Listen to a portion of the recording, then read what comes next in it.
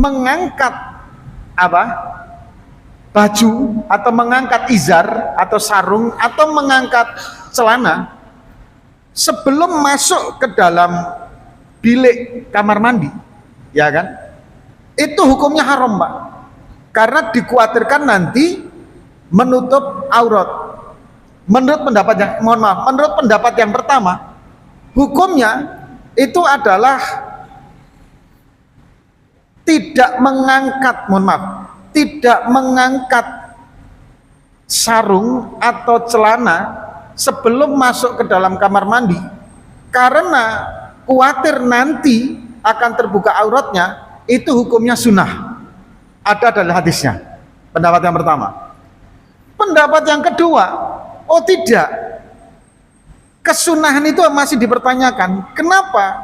Karena kalau sampai nanti terbuka, maka jelas itu sampai ke dalam perkara yang haram, dan kita jelas lebih malu kepada Allah Subhanahu wa taala ketika aurat kita terbuka di tempat umum.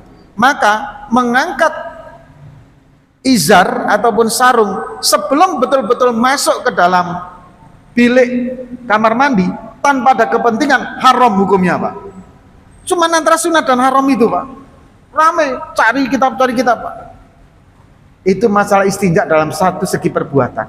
Nah, kita kadang, mohon maaf, Pak, jangankan belum kamar mandi, masih di masjid itu sudah buka auratnya, Pak. Naudzubillah min dzalik, ya kan, itu kan.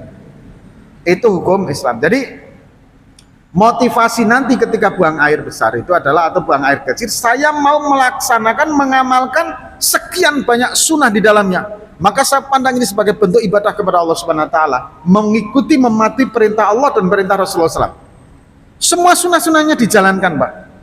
Mulai masuk kaki kiri, keluar kaki kanan, di dalam tidak terlalu lama, tidak ngobrol di kamar mandi atau di dalam WC.